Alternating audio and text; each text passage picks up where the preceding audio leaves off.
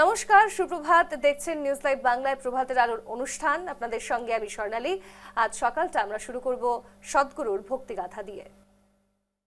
সকালে উঠে প্রথমেই এই দুটো জিনিসকে আগে গিলে খেয়ে ফেলুন। এই দুটো জিনিস আপনার জীবনে চমৎকার ঘটাতে পারে।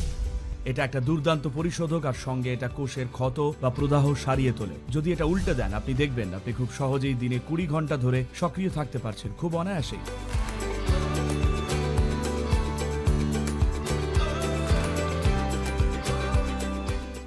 আমি খুবই আনন্দিত আমার দিনটা আপনার সঙ্গে এই জলখাবার খাওয়ার মাধ্যমে শুরু করতে পেরে। জলখাবারটাও বেশ নতুন কিছু দেখছি। এইভাবেই কি আপনার দিন শুরু হয়? দেখুন, আমরা যখন খাবার খাই তখন সবচেয়ে গুরুত্বপূর্ণ যে বিষয়টা আমাদের বুঝতে হবে তা হলো খাদ্যই কিন্তু আমাদের শরীর গড়ে তোলে একটা স্তরে। আর অন্যদিকে এটাই আবার আমাদের সারাদিন চলার জন্য শক্তির প্রধান উৎস হলো এটাই। খাদ্যকে প্রধান উৎস বলছি কারণ আরও উৎস রয়েছে, সেগুলো হলো জল, বাতাস, সূর্যের আলো। তো খাবারের গোটা বিষয়টাই হলো কোনটা আপনার জীবনে শক্তির কত বড় উৎস সেটা ব্যালেন্স করা। যদি নির্দিষ্ট ধরনের খাবার খান তাহলে আপনার শক্তির মোট চাহিদার 70% আসছে আপনি যা খান তার থেকে। তার মানে আপনি অবশ্যই দিনে 6 থেকে 8 ঘন্টা ঘুমোবেন। তার মানে আপনি জীবনের 1/3 ঘুমিয়ে কাটাচ্ছেন। আপনার জীবনের 1/3 চলে যায় আর আপনি কিছু জানতেও পান না। তো আপনি যদি খাওয়ার ধরনটা বদলান, আর আরও কিছু অন্যান্য দিকও আছে, এর একটা যোগ বিষয়ক দিক রয়েছে, কিন্তু যদি আপনার খাওয়ার ধরনটা বদলে এইভাবে খান তাহলে দেখবেন আপনার যতটা খাবার প্রয়োজন সেই পরিমাণটা উল্লেখযোগ্যভাবে কমে আসবে।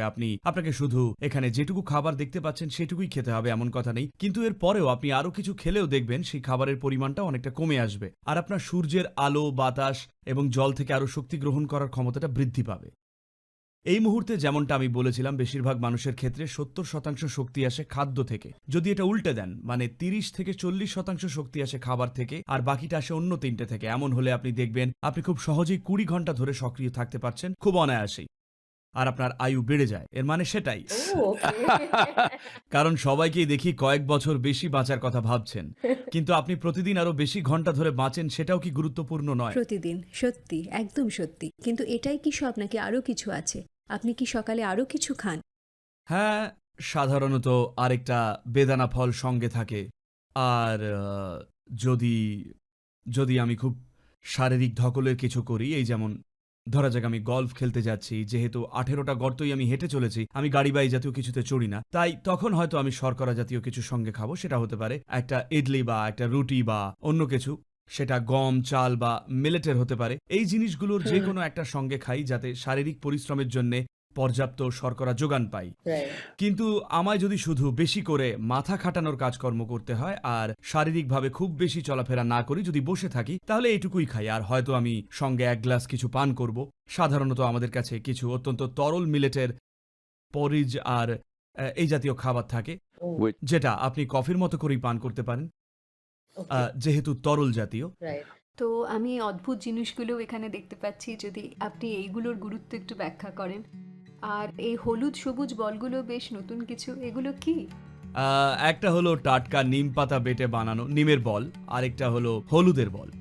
হলুদ আমরা এখানকার একেবারে অর্গানিক এবং খুবই উর্বর জমিতে চাষ করি, আর নিম অবশ্যই গাছ থেকে পেয়ে যাই। এই দুটো জিনিস আপনার জীবনে চমৎকার ঘটাতে পারে। সকালে উঠে প্রথমেই এই দুটো জিনিসকে আগে গিলে খেয়ে ফেলুন।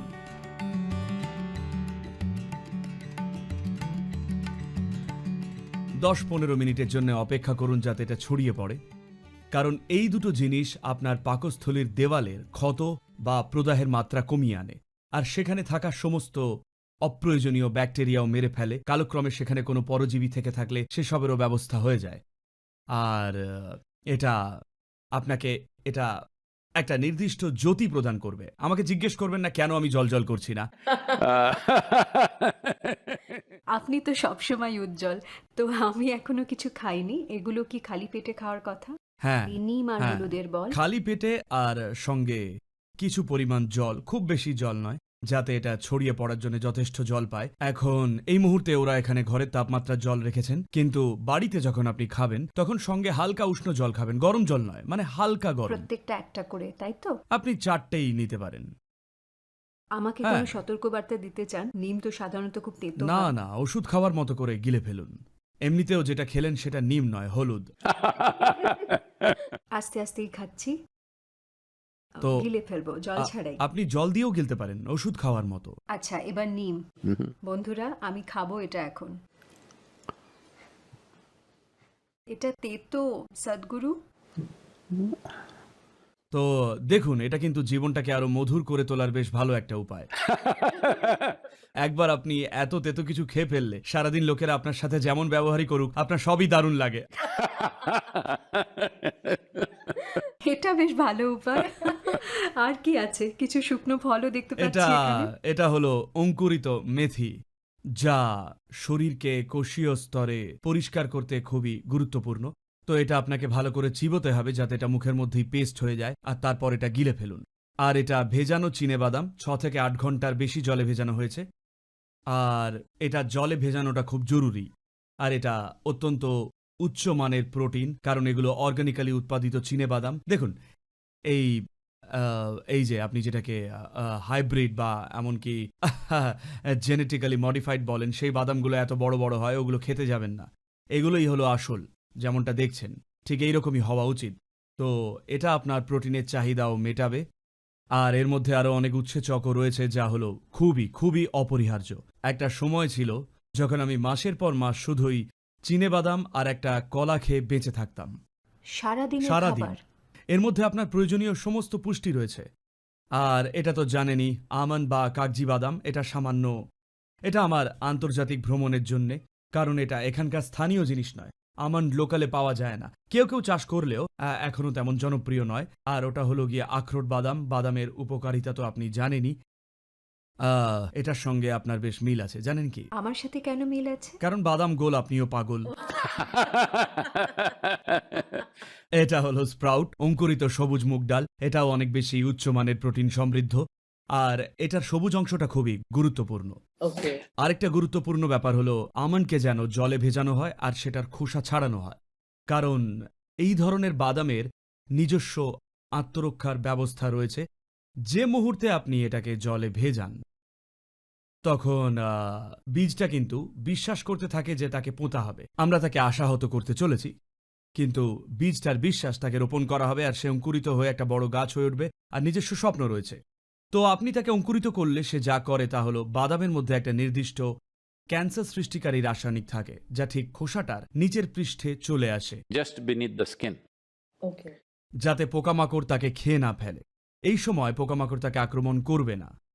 তাই এটাকে ভিজিয়ে রাখুন যাতে ওর এমন অনুভূতি হয় যে সে বাড়বে। আর তারপরে খোসাটা ছাড়িয়ে ফেলুন, তাহলে দেখবেন সেই ক্যান্সার সৃষ্টিকারী উপাদানটা বেরিয়ে গেছে। তা না হলে যখন আপনি কোনো আমন্ড খান, তখন আপনি সেই ক্যান্সার সৃষ্টিকারী অংশটিও খাচ্ছেন না জেনেই। ও, এটা তো নতুন জানলাম, এই ব্যাপারে জানতামই না। আপনি বলছিলেন এইসব খাওয়ার আগে আমাকে 10 মিনিট অপেক্ষা করতে হবে, না না, তাই এখনই খান, অসুবিধা নেই। আচ্ছা, ঠিক আছে। আমি কথা বলতে বলতেই এই আমন্ডটা দিয়েই তবে শুরু করি। আপনি মেথিটা খাচ্ছেন না তো? আমি খাবো, ওটাও তেতো আমি বলে খাবো। নাকি? ও, তাই নাকি?